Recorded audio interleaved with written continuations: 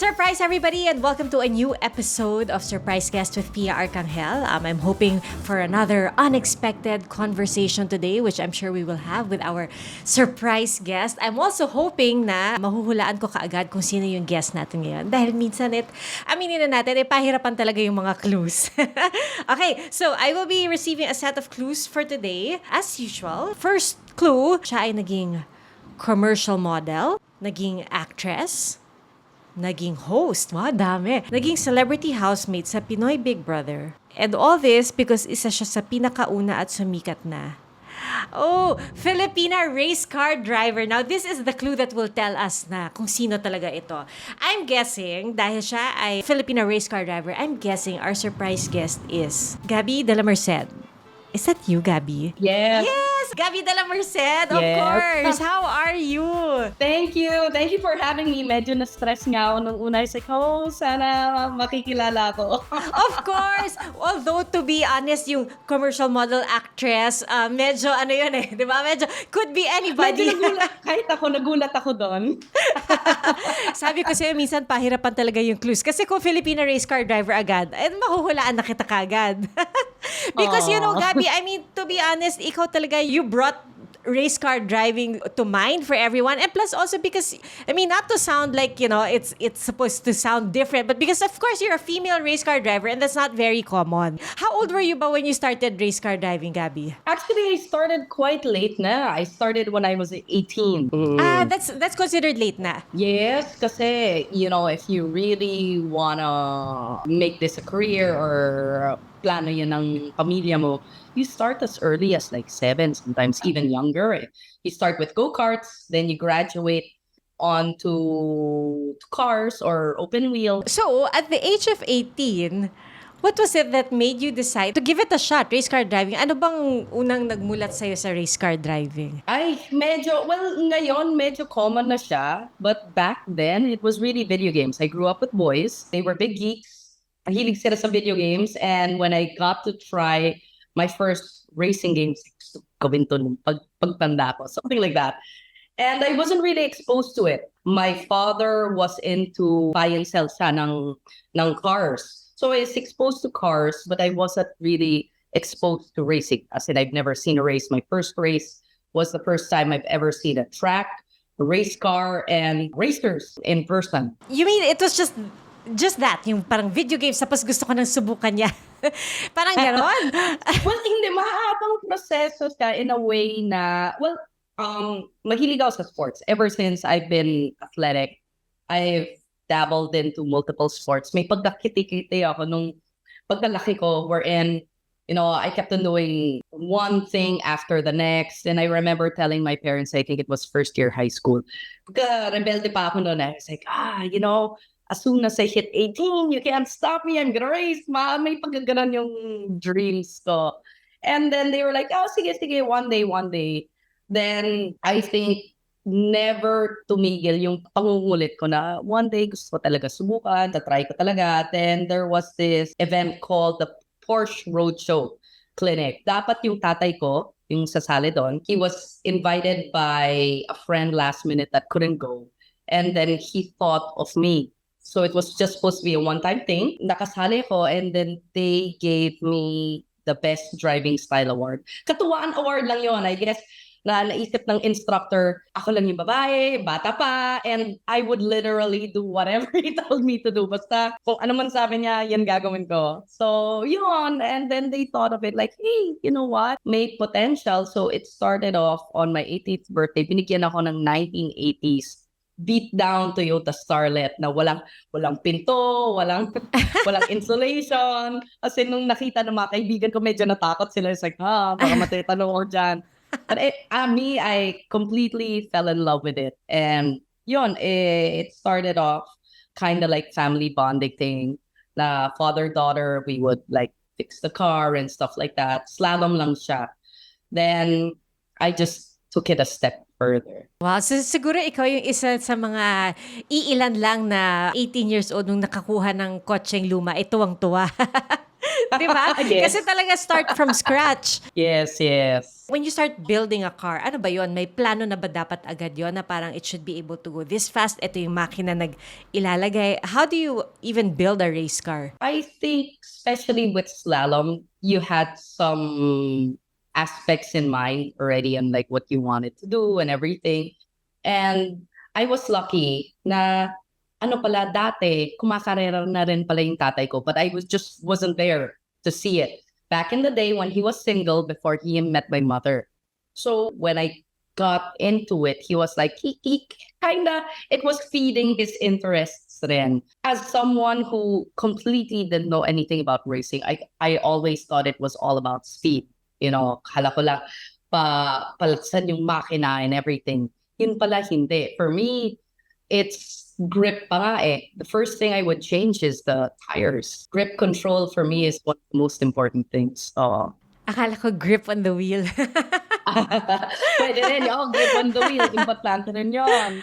Oh, okay. So, there's so much more to it than what we see when we're watching. Kasi syempre, as a spectator, kung hindi ka naman talaga maalam doon sa sport, ang iisipin mo, basta kung sino unang makarating sa finish line na hindi nasisiraan, yun ang panalo. Parang pabilisan lang. So, hindi rin pala ganon. There's a lot of technique. Yes, there's a lot of technique. Not just that. I mean, there's a lot of things that happen behind the scenes. There's a whole team to it. Kasi minsan inisip ng tao, hindi, sa driver lang lahat yan. No, it starts off from practice and then talking to your engineers. It's a very big process in a sense na the communication that you give, the output that you give from how you understand your car to how you could relate it to your engineer and how he translates into setting that up. It's like a dance. So, ano siya, very complicated. There's a lot of finesse actually in racing, even in driving in particular.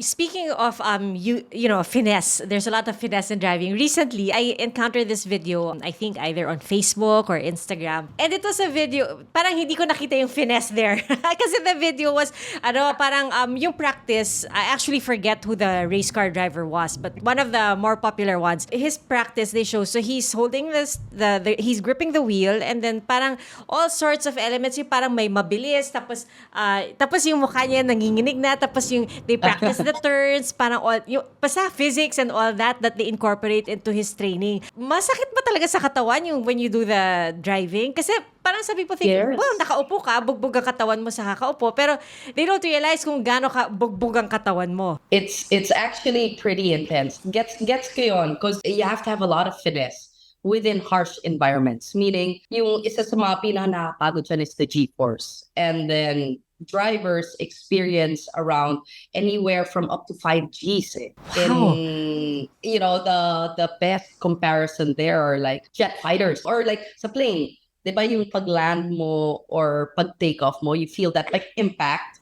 Mm-hmm. That's what you feel, but you feel it sideways. I remember at one point, I was lifting up to 40 plus pounds on my neck, just so that I could take certain turns. Because I remember meron akong specific track sa Korea siya. There was this turn that actually took 10 seconds.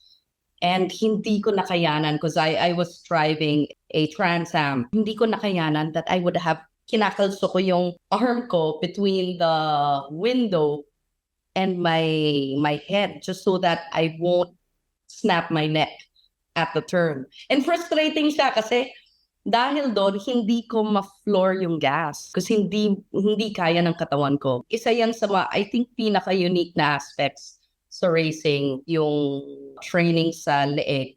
Another one I would say is the stamina. Kasi you're wearing a 3-piece suit eh. Imagine, para kang naka-sauna suit, tapos all the way, naka-gloves ka, naka-balaklava ka, your helmet's around 10 pounds. I think they had it sa Mythbusters na merong nagsabi na you could lose up to 10 pounds or 10 kilos ba yun at a track. And then they did the test and then plausible nga siya because the host actually lost a little more than that within, I think, 2.5 hours or something. Whoa! Pampapayat pala yun. Pwede rin. Pero that's assuming kaya mong mag-drive sa track. So Gabby, sabi mo, Mhm. it like kumari, you'll feel 40 pounds on your chest. So syempre, you have to train also for every race. Hindi lang siya basta sasakay ka ng kotse. Kasi that's what some people think. Because you're just driving, they don't think you have to do weights, you don't have to go to the gym or anything like that. What kind of physical training do you actually have to do? You have to do a lot. It has a lot to do with upper body strength, especially the type of races you get into. And then the higher you get up in the ladder, syempre the stronger the horsepower of the car is. So the more G-force you'll have to take in your body. A lot of core, a lot of stamina. I know it might sound funny, but everything, your most sensitive part is actually your butt. Yan yung nakaka-feel ng lahat eh. So your butt gives you all those signals na, okay, it's understeering here, or it's oversteering here. You're putting too much pressure here. Yon. Oh, interesting pala nun, no? How often would you train before? Was it every day? 3 to 4 times a week. Na actually, more. So 3 to 4 times yung gym. And then I would run. I would do cardio. Mahirap lang with racing is, especially with the track. One, malayo yung track and stuff. So it's not something na parang, uy, labas lang ako ng bahay, kakarera ako. A lot of the times, especially when it's international, you go there siguro mga Wednesday or Thursday, you have a day or two to understand the track. Then sa weekend, karera na. Okay. So, pag ganon, syempre, di ba, ilang oras kang nagda-drive during your training session? Pag ganon ba, tatama rin ka na mag-drive papunta doon sa training? Tsaka pa, ikaw pa ba ang nagda-drive, within the city, yung leisurely driving, ginagawa mo pa ba yun? Ako pa rin. And yung training, yung sinasabi ko, it's more gym and cardio lang siya. Because since I don't get to go to the track, because usually, hindi akin yung kotse. For the longest time, since 2007, I haven't had a race car. So I'm at the mercy of whoever's willing to let me drive their car. Or other times, it's an international race. So yung ginagawa ko, I was taught well, because isa sa mga series na nasalihan ko was Formula BMW, and they had a mentorship program. And the first thing my coach taught me was buy a PlayStation and get these games. Then since then, that's how I would train to learn a track abroad. Whatever track it may be. I'm gonna Google and stuff and look for parang, okay, yung track na to, nasa ganyan-ganyang game. So, yun, Kasi hahanapin ko sinisimulate siya. na nila. Oo. Yes. So, dun ko siya natututunan. Ang saya naman, no? So, yung mga bata pala na race car driver, hindi sila pwedeng pagalitan ng magulang kapag nagpa-PlayStation. Kasi training din yon. Yes, and it's so realistic now, nakakagulat. What was the most recent race that you joined or competed in? I had the privilege of trying out the Mazda MSCC, the Mazda Spec Series Championship. They had me as a guest racer. This was 2 months ago. Oh, nice. But I remember there was a time na parang you had a knee condition that you had to deal with several years ago. Yes, it was a tricky and heartbreaking condition in a sense that I didn't know what happened. Suddenly, one day na lang naglalakad ako, tumatakbo ako, then I just collapsed. And it took around more than 5 years to figure out what the problem was. But I had my surgery na. I'm still doing rehab for it, but it's getting there. Oh, and you get to compete already. Yes. At that time, kasi I was competing in the US, I had to stop. I kinda went into depression. Ngayon naamin ko na nung time na yun, hindi ako aminado sa mga nangyari. I stopped racing for a while. Good 4 years. And your first time back on the track after that, was it like parang going back to zero? Nanibago ka ulit? It's more of, it feels like riding a bike. It felt like riding a bike. I suppose, like you said, diba, when we watch, it's just the race car driver. It's just you that we see, but it's really a team. Diba nga yung parang, diba pag magpapalit ng gulong, ganyan. Pag nag-pit stop, diba, and then they change everything, it's really a whole team. So for you, who makes up the team? I mean, who makes up team Gaby Dela Merced? It would be the team I'm with, definitely. It's the race engineer, then his other engineers that's there. Then there's obviously a team manager that schedules everything. The best team managers, you don't really notice anything because they're just right there. Sakto lang sila. But everything is flawless. Alam na nila kailan yung mag-pit or kailan kukunin yung mga bands mo and everything like that. Then you have your sponsors. Everything works together. Then if endurance siya, you'll have teammates. Okay. Parang relay, ganon. Yes, yes. And yan yung mga exciting parts na once nag-pit ka, papalitan yung gulong, lalagyan ng gas. And those things, it's so crucial kasi if you think about it sa track, especially kung one-make race, parang 1/10 or of a second or 2/10 or 1 second, mabilis na yon. And it takes you one whole lap, which is around 2+ minutes, to get faster or be faster than the person if in case you're like a second faster than that guy. But if mag-park ka sa pit and then magkamali lang yung kuyari daw, yung bolt sa pagpasok sa gulong or umatching lang sila, I mean, that could be like 3 seconds gone. And if you think about it, that's 3 laps you have to recover. Or they could be super fast and then you're already in front of the grid right after the pit. So sobrang importante yung pit stop. Wow. Was it difficult to be, a girl in this sport? Because I mean, maybe when you started, it's probably different from how it is now. Or would you say that there are more female race car drivers now than when you first started? Yes, definitely a different scenario from when I started. Nakakatuwa ngayon na maraming babae, and it is like out in the open or more ingrained into society na may mga female racers. I remember when I started, it wasn't just even that kasi medyo sikat ang street racing nung time na nagsimula ako. So calling yourself a racer didn't exactly have a positive connotation to it. So one, I had to defend that na parang hindi, legal to, sa track namin ginagawa to. Then another side was telling them that you mean business, because a lot of people didn't really, consider the women who are racing taken seriously. Parang, baka girlfriend lang ng isang karerista or something like that. I've had a few interesting comments back in the day trying to race. But now, I think it's a lot more open. Mm-hmm. So you would say that when you started, you were really working against a stereotype? Oh, yes, definitely. I remember there's one race, and I've said, I have mentioned this to a few people na before na slalom, kaka-start ko lang, I was having a bad day.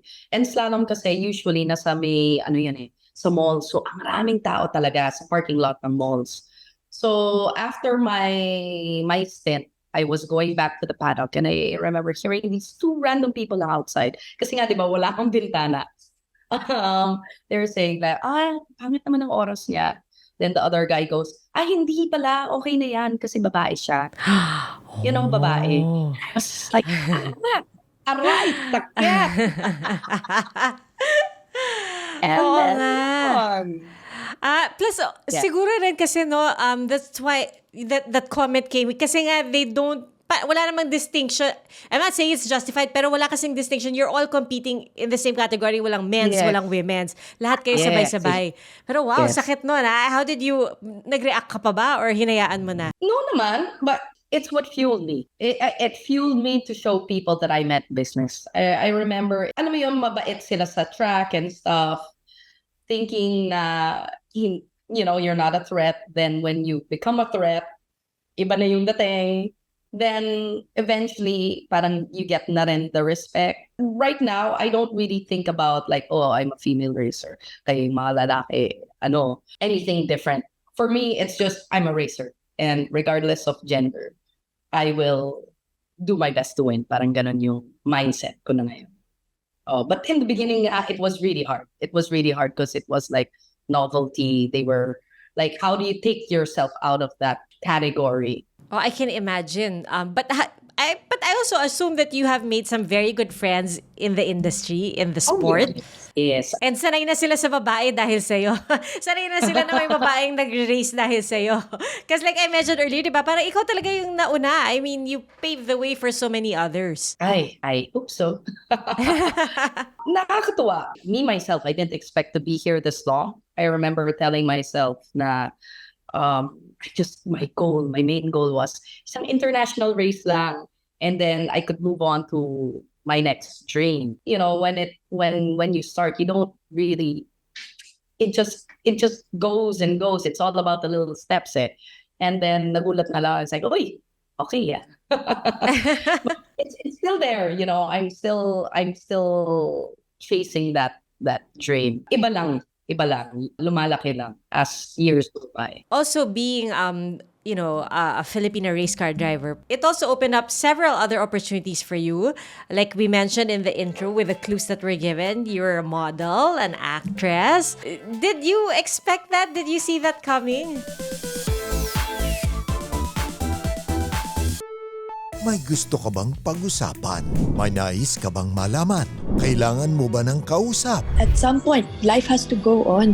O kahit kachismisan? Once you lose your respect for a person, yung love never mo na siya mababalik. If you measure 3.67 inches or less, then that's a micropenis. Do you really have to go through all these roles before you focus on yourself? Kapuso, kahit ano pa yan, i-share mo lang. Kasama si Dr. Ana Tuazon. Nasaan ka man, nandito kami. Makikinig at makikipagkwentuhan. Email us at sharekolang@gmanews.tv. Dahil sa buhay, lamang ang may karamay. #ShareKolang.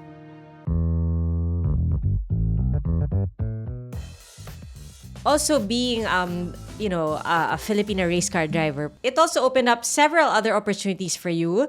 Like we mentioned in the intro with the clues that were given, you're a model, an actress. Did you expect that? Did you see that coming? No, not at all. The hosting came first, and then I did PBB for the primary reason of I needed sponsors. Because at that time I was racing internationally. And ang hirap talaga makakuha ng sponsors. So I used that as a platform to voice out like, hey, I need, if, people could support me. And then because of PBB, I ended up dabbling into acting a bit.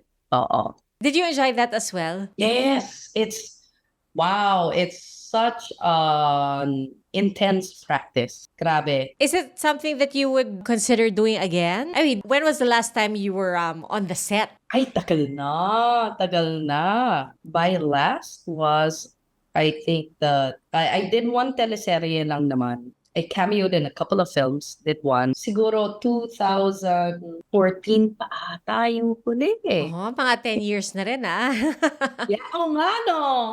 But I enjoyed it. And I really respect the craft. When I started doing workshops, dun ko nakita talaga kasi you feel everything eh. It all comes from here and grabe, galing. So open ka naman to doing it again? Ah, yes. Definitely. As in, like, any kind of role, ha? Hindi cameo? Any kind. Yeah. Naging aswang ako dati. So, Aswang? yes, I did one of the shake, rattle, and rolls with Direct Gerald. And it was an interesting experience. I love horror films. Being able to do that, I was like, uy, at nakakapagod pala mag... Well, kung naging aswang ka na sa isang pelikula before, I guess kahit anong role kaya mo na. How has your family reacted to all the different endeavors you have chosen in your career or in your lifetime? I think sanay na sila. I remember goal ng parents ko na maging scientist ako.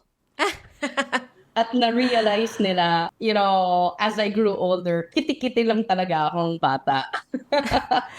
May science involved naman sa racing, di ba? Yeah, may science involved naman sa racing. Yeah, they've been very supportive naman. It's important, I think, that you get a support group. And with whatever I get into.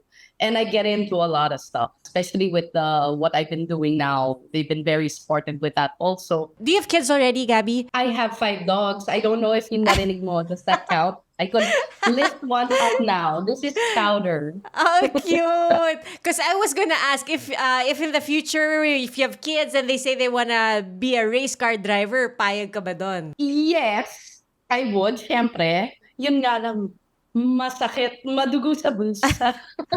Sa bulsa, oo nga. Actually, it's a very expensive sport, no? Yes. For me, it was tough because of the fact that I needed to look for sponsors. Like, I'd say it was 80% of the job for me. And yun, medyo stressful kasi you want to join certain series or na-invite ka, you qualified, but hindi ka makatuloy with that series because nga, kulang with funds. Walang So that budget. was, Oo. the story of my life for a very long time. How much is a working budget for one competition? It really depends. It really depends on the series you want to race in, and especially the car that you want to race. Local races, we have the Sparco Cup or the Vios Cup or the Mazda series. Syempre, you have to buy the car. Then you have to think about paying for your mechanics.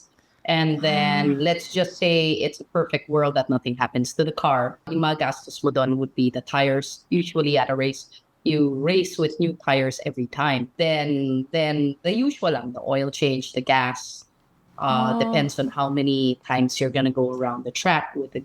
So, yun lang, like more or less, it's like a liter per lap type of thing. Yun, then may lodging pa doon and everything like that. Then when you hit international races, it gets exponentially much more expensive, especially with open wheel.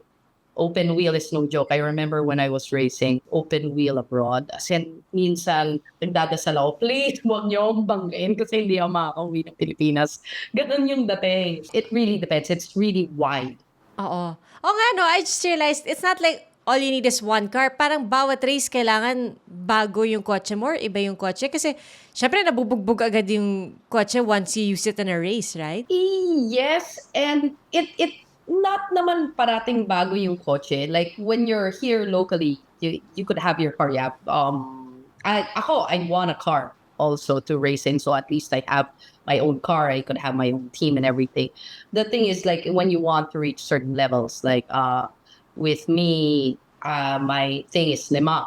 I like endurance. So every year you kind of try to go up the ladder. And when you go up the ladder, syempre, ibang series sasalihan mo, or ibang spec sasalihan mo, or ibang team sasalihan mo. So yung ginagawa ko na usually is I get to talk to teams or I get to talk to series na qualified yung license ko. And then they'll invite you or they'll let you test. It's like a tryout. And then when you qualify, that's the only time you get in. But when you get in, you also have to pay usually.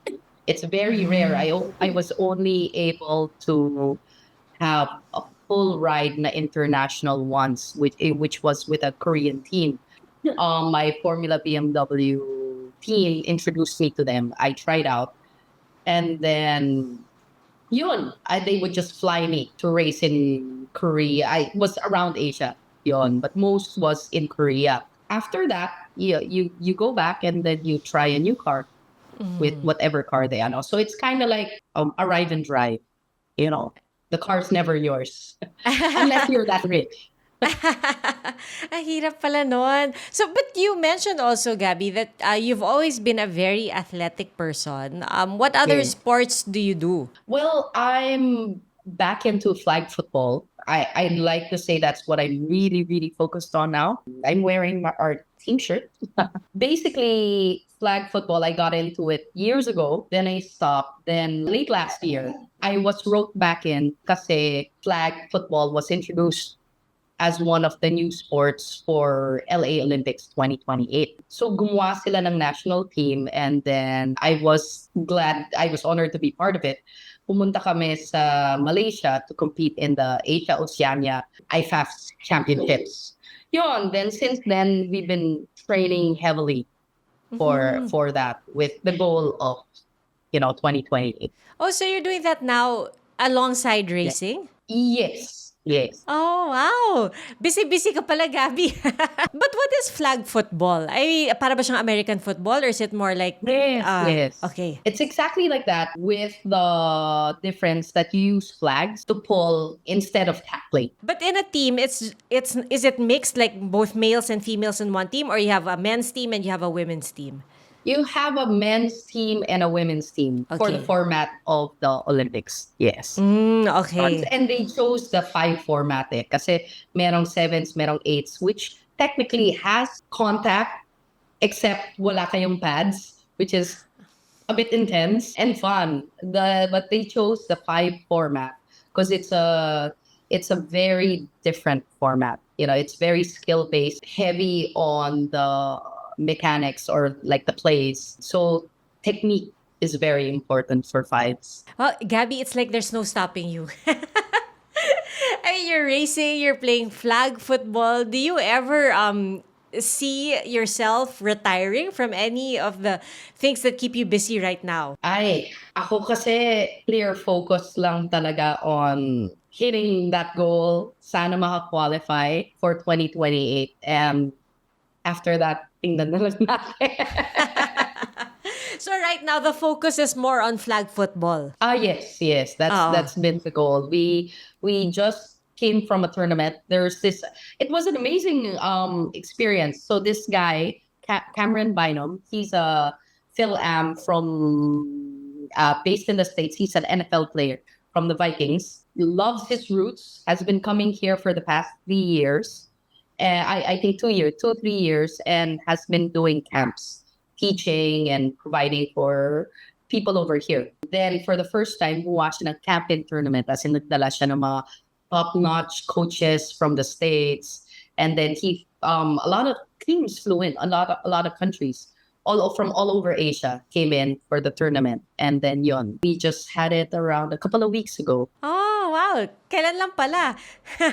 Yes, yeah. It was tough kasi parang especially we've been wanting to compete against Japan because they're one of the best in the world. And the last IFAC, wala sila sa division namin. So we weren't able to compete with them. And oh wow, it was an experience. But anyway, with a series of events, because we were playing under Manila, then we were on semis naka-second kami. So we played against Malaysia.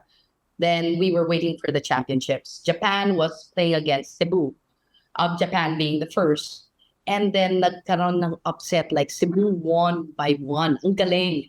So pareho from the Philippines ended up on the finals at the Super Bowl. And then we won the Wow. championship. Wait, congratulations. Thank you. Gabby, with all the things that you're doing, when you're not out playing football or you're not on the track, what keeps you busy pa? I mean, do you have time for anything else? Meron ka ba bang mga hobbies? Meron ka ba bang time manood ng sine, pumunta ng mall, kumain sa labas? Well, I actually I have a gallery called Vinyl on Vinyl. I know it's totally left field na from sports to art, but that's my everyday So thing. you sell records as well? Used to. Hence the Okay. reason Vinyl on Vinyl. At the beginning, we had records and then we had art. Sorry, Vinyl was perfect. Vinyl Yes. as in vinyl on canvas, ganyan? Wait, you Yeah, have a yeah, gallery, okay, an art gallery? Or I was Yeah, thinking so it's an vinyl art records. gallery. And we used to sell records. Kaya may vinyl. Yun Ay, ang name. sorry. Nalito ko. Okay nga eh, because a lot of people don't pick up. Not a lot of people pick up on the fact that their music is heavily ingrained in our roots. Wala nang records kasi na yon. This was around 14 years ago. We would sell records for around 50 pesos. Wala pa masyadong bumibili. Wow. Ngayon, ang mahal na. Grabe! Yeah. Now we do we really try to support sound art in our program. Oh, where's that located? Along Chino Roses, it's inside La Fuerza. It's a compound. Yeah, please visit. Oh, Yan. anybody can just go? I mean, you're open like Yes. every day, We're ganyan. open Tuesdays to Saturdays from 11 to 6 p.m. Anyone can go. There's no admission. It's free. Just come over. We changed our exhibitions per month. That still kind of sounds like work. If you're involved in the operations. Yes. How about Then for yung leisure? What do you do for leisure? Leisure. I bike. I have a bicycle. That still sounds like work. I have plants.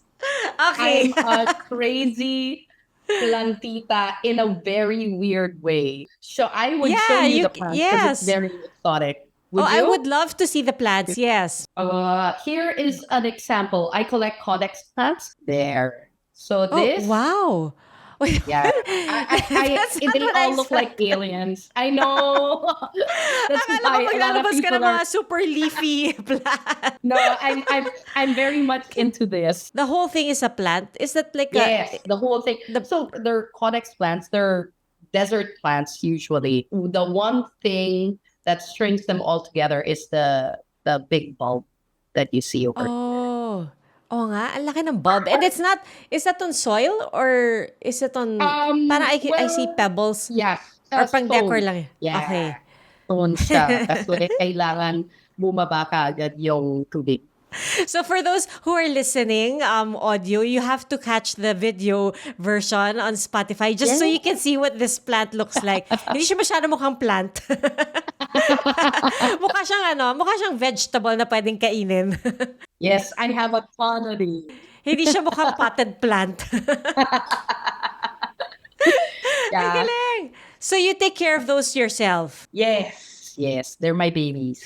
Ay, ang cute naman. Wait, do you name them? Because I know some people who name their plants. I do. Oh, And anong I have a pangalan lot niya? of this one. No, si Winner. Kasi, I had such a hard time.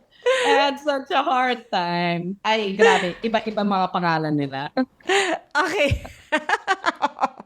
So si Winner, may mga kaibigan pa ba si Winner? Si Winner kasi mukha siyang, I don't even know how to describe it for those who are listening to us. Mukha siyang malaking patatas na bato na may mga, parang may mga, bigla na lang umusbong mula sa bato. Kasi actually sa video, mukha siyang matigas eh. It really looks like more like a stone than a potato.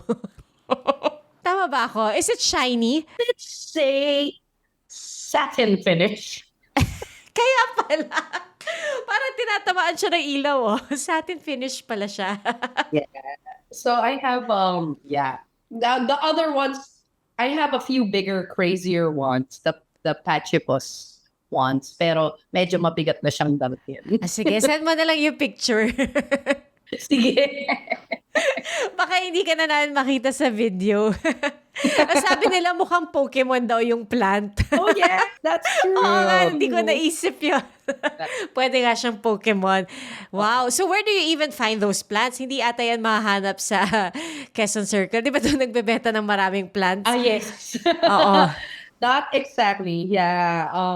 I would get them in different trips. Like this one, I was able to get in Hong Kong. But the origin is in Madagascar. So, Africa Whoa. talaga. Oo. Wow. Hindi ba siya So, mahirap to bring it in if let's say, halimbawa sa Hong Kong mo binili, paano mo pinapasok dito? ano ko na lang. But, I mean, pwede naman Ship. i-ship eh. Basta okay. walang foil. Okay, so hindi siya hand carry. Hence the reason why, like, I've tried buying online directly from the source, like sa Cameroon and stuff. Let's just say, ingat kayo. Oh, na-scam ka ba? Yeah. Shucks. Yun. But yun nga. That's why ngayon, parang I try going to, seeing it in person bago bilhin para at least, di ba? Tapos papaship mo na lang. Yeah, yes. Have you ever tried to bring it with you on a flight? I mean, ikaw yung magdadala na, pwede ba yun? I've tried na rin. Basta walang soil. Parang okay rin. Pwede Oo. rin. I think so. Okay. I've done it once. Parang okay naman. Oo. Matagal ka na bang plantita or it started during pandemic? Kasi yun yung time na talagang dumami yung mga plantita sa mundo. Oh yes, yan talaga yung time. I started a little bit before. Then nung pandemic, medyo lumala. Nag-intensify. Oo, nag-intensify siya. Kasi syempre, you're there, you're just like, what to do? Oh, wow. Yeah. So, let's say if you had to spend, let's say you had, I don't know, a certain amount, let's say you had 100,000 pesos to spend either on an accessory for your car or a plant. Anong pipiliin mo? Right? Shucks, umaabot ng ganon. Alam mo na, random figure lang yung binigay ko, Ganun, right. umaabot pala ng ganon. hindi naman ganon ka. Yung mga plants ko, hindi crazy mahal naman. Pero But merong it can ganon. get there if you want to. Yeah, it can get. Oh. It's more on yung plants na gusto ko are difficult. I like them looking a little different. Well, that one's, si Winner, very different siya. Pero actually, pag kunwari yung dahon lang ang titignan mo, normal plant siya. Pero pag nakita mo kasi yung oo, pag nakita mo yung bulb niya. Parang surprise. Oo. Ang cute naman ni Winner. Well, Gaby, ikaw ang true winner dahil ang dami mong pinagkakaabalahan. You know, you have your race car driving and you do your flag football, you have your gallery, and then you have your hobbies like your plants, and you're still going at all these things sabay-sabay. Plus, of course, you've experienced modeling, acting, so busy, and you really do excel in everything that you do. And so I want to say thank you so much for sharing your stories with us today. It's really such an eye-opener and so inspiring. I mean, ikaw ba, when people ask you what are the things that inspire you, do you choose just one of the different things that you do, or is it an overall thing? I think it's an overall thing in a sense na at times, yes, you feel the sectors, but I mean, for me, it's just my life in a sense na, you know, it's my everyday thing. It's what I think about. It's what I breathe, especially like with flag. I mean, we train hard. We train twice a week. And then ako rin kasi with my niece that you brought up. So I do rehab also twice a week. Then syempre there's gym and conditioning, everything like that. So it really, you know, mind and body, that nandun ako most of the time. Oh, well, Gaby, thank you so much for sharing your stories and spending time with us today. We do have a game planned for you. Syempre, because you're an athlete, very competitive ka. I'm sure you will want to play a game. Wait, basahin ko lang yung ating game. Okay. Okay. Our game is called Sportify This. Sportify. Sportify. Okay, let's read make something into a sport base sa hilig or favorite mo.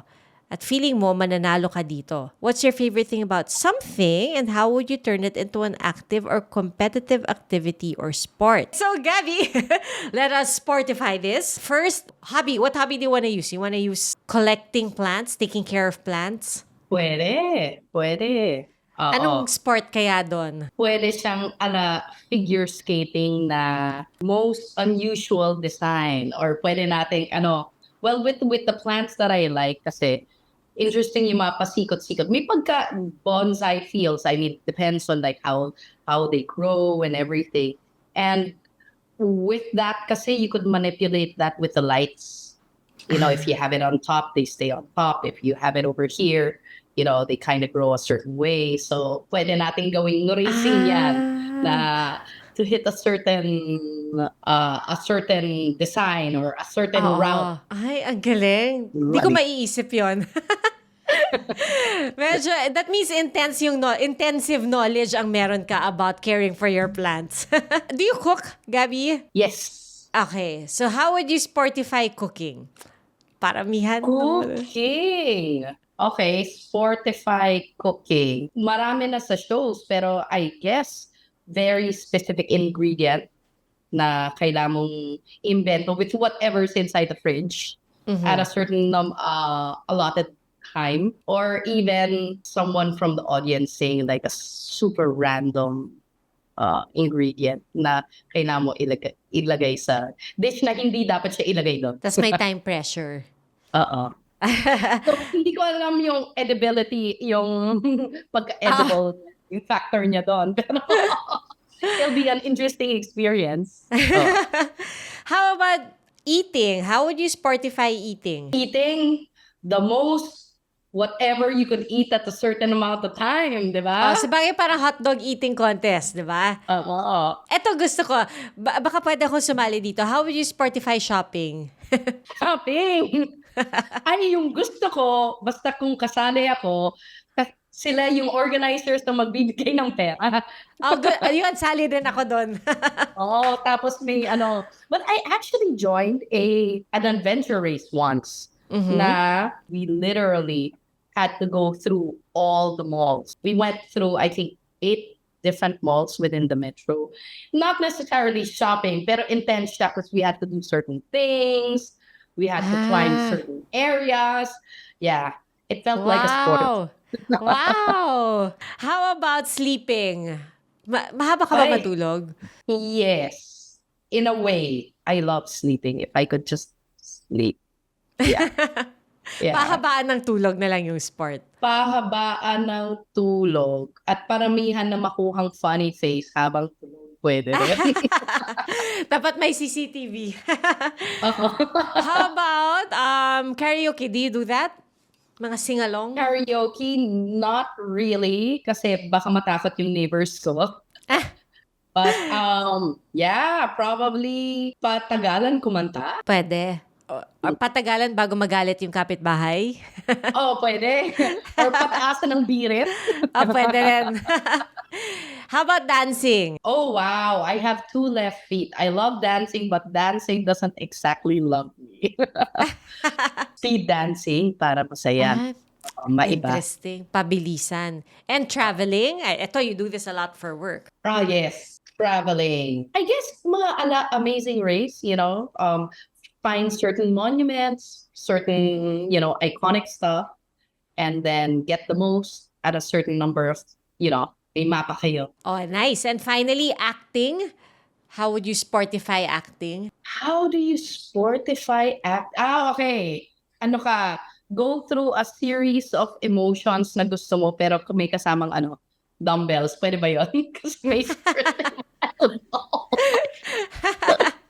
Oh, wow. Pwede yun. Napaka-creative mo, Gaby. Oh, Gaby, thank you so much again for spending time with us today.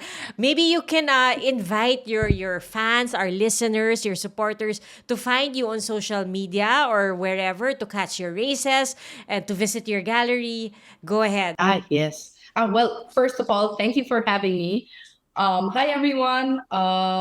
Please check out my socials. It's at Gaby Dela Merced with 1B. If you want to check out more art, please look at Vinyl on Vinyl. And if you want to follow us with flag, please look at Kane's Flag Football. So yeah, please. My Instagram naman, it pretty much has my racing and my flag there and everything else.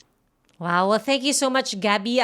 Soon to be Olympian for 2028. Fingers crossed. Thank you, Gaby. Thank you so much. This surprise was planned by the team of Alan Ebora and Orby de los Reyes, edited by Shirley Paghiligan with the amazing people of GMA Integrated News. Don't forget to like and subscribe. Till the next surprise.